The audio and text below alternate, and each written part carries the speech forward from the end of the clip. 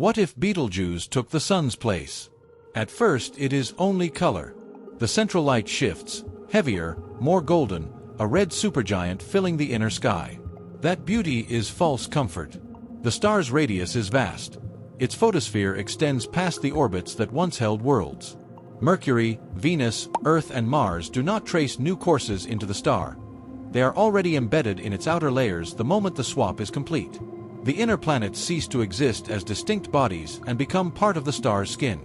Inside that incandescent envelope, the physics is immediate and unrelenting. Surfaces exposed to stellar plasma shred and vaporize. Oceans convert to steam and then disperse into ionized gas. Atmospheres are stripped and mixed into convective currents. Familiar continents and cities do not explode outward in a single cinematic blast. Instead, they are ablated, advected, and assimilated, their mass joining turbulence and currents inside an enormous stellar atmosphere.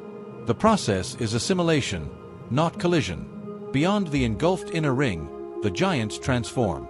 Jupiter's hydrogen envelope absorbs a deluge of radiation and internal heating.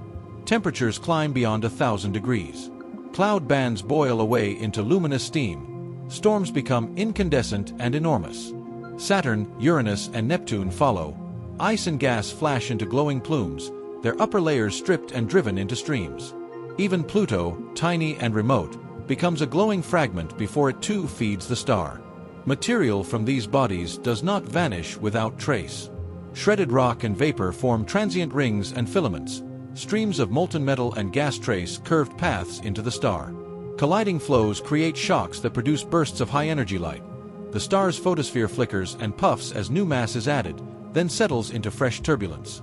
Angular momentum redistributes. Some fragments are flung outward on chaotic paths, others spiral inward, and the system's resonances die under the new dominance of a supergiant. Timescales compress. What once took millions of years in cosmic reckoning now plays out as a brief, luminous epoch. The inner system dissolves almost at once. The outer giants are consumed over a longer span, each contributing a flare and then quiet. Over months and years of simulated time, the solar system's architecture dissolves into a glowing remnant, a swollen Betelgeuse, wrapped in a seething disk of debris and vapor, with a scattering of fragments tracing lonely, unstable orbits. Thermodynamics rules the scene. Orbital energy, binding energy, and latent heats are converted to radiation and heat inside the star. Shocks and magnetic reconnection create X-rays and ultraviolet bursts. The spectrum of the combined system shifts toward intense visible and infrared emission as the star assimilates metal-rich material. Over time, the outer disk cools and spreads, but the inner regions remain a furnace where accretion and mixing continue. The final image is stark and beautiful.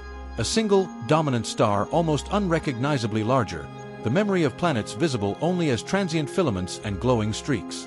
The solar system that once harbored delicate climates, oceans and life is reduced to heat, motion and new chemistry folded into a stellar envelope.